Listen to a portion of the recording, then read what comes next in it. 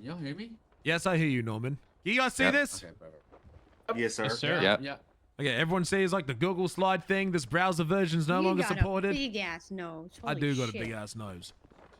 It's a Right. snooper.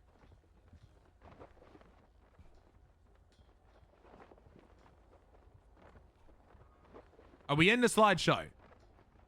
Yes, sir. Yes. Everyone, stand away from me because I will be handcuffing you and uncuffing you whether you like me to or not. So stay away from me, otherwise I will be repeatedly handcuffing you. Ladies and gentlemen, I've thought that going after Chang Gang was like trying to teach people years and years of experience in a matter of a week. I thought it was impossible, but then I learnt that I was wrong. And I can teach you to beat these people because I finally learnt that there are flaws with their plan. So, as someone who is a master researcher of the Chang of the gang, let me introduce you on how to beat their biggest flaws. Point number 1. Chang Gang will never engage unless the conditions are perfectly in their favor. They're not going to randomly hop out on the street and shoot at you. They're not going to shoot at you if they don't know where you are. They will never do an ambush unless they know they will win. They will never engage in a block unless they know they have space. They will never spike you unless there's enough gaps. They will never engage unless it is perfect. And if it isn't perfect, they will make the perfect conditions. Air 1's loaded up with 4 cops and there's a massive problem. Wait for it to refuel, shoot it down. They see fucking Barry in his fucking in his park ranger car. Who do you think they're gonna target first, Dennis or Barry? Barry. They're gonna target Barry, right? And CG, Yeah. so they always make the conditions perfect. CG never stays in one position, right? CG anticipates predictable behavior. Never follow their expectation. Be unpredictable. What this means by this is these guys have been chased by cops for 10 years. They ain't read the SOPs, but boy, I tell you, they know them better than you do. They understand primary. They understand secondary. They understand the cop limits. They understand when you're going to shoot, when you can't shoot. What are the warning signs? They understand all those, and they rely on you consistently following your predictable routes, and they find flaws and they attack them. Now, this is the biggest thing I need all of you to remember when you are dealing with Chang Gang. If this is the one thing that you learn, the one thing that you never forget, is no matter where you are, Chang Gang will flank your position. You must remain moving, even if you feel safe. I don't give a fuck if you are in the best spot of all time. I do not care. You must continue moving. Here's an example. I was inside a set of stairs in an impenetrable fortress inside their own cubby. You guys know the apartment complex inside their cubby? You guys familiar with that? Yes, sir. Yeah, I was there with you. Okay. Yes, sir. Rated it 1. They did not push it. But you know what they did do? They spent 40 minutes looking for a way to flank it, and they succeeded. They found one. They will always flank. They will wait. They will flank. They would spend the rest of the day and time that they were alive to find the perfect position, and they would not come in because it wasn't perfect. That is a prime example. Despite that it was a perfect condition for us, they continued to flank. And the only reason we shot down 3 more of them is because we kept moving. We did the unpredictable. Instead of staying in the secure location that would have been beneficial to us, they continuously tried to flank. They didn't expect us to come out. We came out. I must say, boys, we slammed another 3 of those motherfuckers. We got Mr. K down. We got Peanut down. We got Rami down because they were unpredictable. They didn't anticipate us to come out. It went completely against their plans, which is why you must be unpredictable.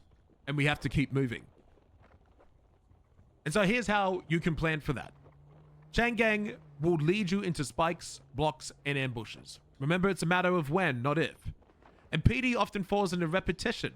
Chang Gang relies on your repeatable, predictable tactics, such as conga line pursuits, following primary into confined spaces, only chasing the primary car and not breaking off and chasing interference cars, keeping them busy. They rely on that one heavily because the interference cars come in, they fucking pitch you, they get you off, and then they leave, and then they go set up a plan.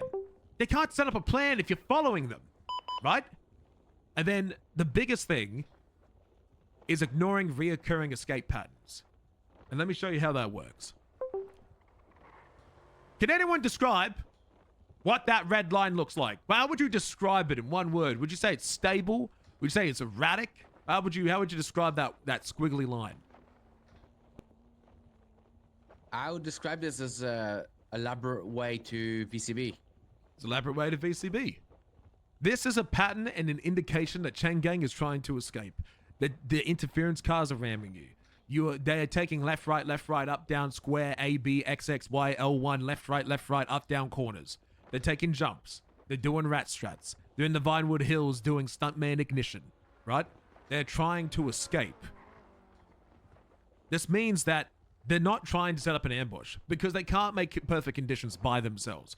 When movement is chaotic, they're not trying to set up, they're trying to get away. With the interference vehicles, active use of jumps, tight squeezes, alleyways, sharp corners, constant movements, and rapid changes in direction. And it's important that you note that because has anyone noticed that sometimes you chase Mr. K and all of a sudden that stops? Has anyone experienced that? All the time. Yeah, it stops. Yeah. Suddenly, Mr. K stops doing that. And the reason he stopped doing that is not because he's ran out of ideas. He's pissed off his interference to set up for an attack. He's tried escaping, escapes failed. Plan B, boys. We're fucking shooting them. We murking these cops. I can't lose them. We need to take a risk. Interference cars are pissed off. Mr. K stopped doing jumps. Mr. K stopped doing squeezes. Mr. K stopped fucking doing random rat strats and alleyways that have a risk. He's not driving up and down stairs. And the reason he's doing that is because he's driving safe. Mr. K and his boys are off going around. I know I say Mr. K a lot. There's a lot of Chang'e members. When Mr. K is not there, they fail. They fumble. They need Mr. K. Mr. K's the head. You get rid of the head, the rest of the snake dies. Mr. K will tell his boys to set up, and he will make sure that he gets there. He can't get there if he's boxed, spiked, pitted, flipped, turtled, and he needs to minimize as many of those risks as humanly possible. And he has to do that because otherwise, backup is not going to be able to help him.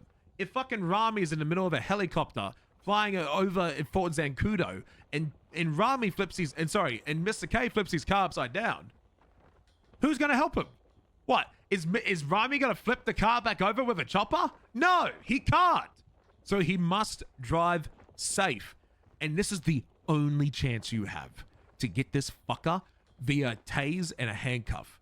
If you manage that, you will never catch Mr. K in handcuffs when he's on his own feet. You will always catch him in a pool of his own blood. That's the only time you're going to capture him. If there is a chance you're going to capture him standing and catching him lacking, it's during the setup phase. But how do you know the setup phase is over? How do we know you're fucked? You know you're fucked when it turns into a NASCAR track. When the pursuit becomes predictable and repetitive, we're sticking to one location. Can anyone remind me of something I said earlier about a fundamental about Chang'e? When it comes to... Engaged unless the perfect conditions are met. Perfect conditions are met. But what is one thing that Chang'e continuously does as their defense? Move around. Oof. They move around. Stronghold. Right, they move around. Move around and flank you. So why are they staying in one area? Ambush. Ambush! That's why. They never stay in one location. They're only staying there because they have to. Because they're the ambush. Because the perfect scenario has been created. This is when the target remains in the same area and is looping. Pursuit route becomes predictable and repetitive. And interference vehicles either suddenly reappear but are not engaging or they're in reposition. This is Chang'e doing their final checks. They're lining you up. They're like, listen, boys, listen. I see the cars here. Do a drive-by once.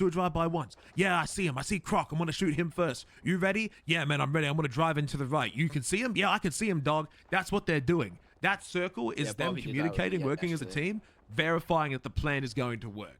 He's going to make sure that everything is good. And that's when the attack begins. Their prey. Yeah.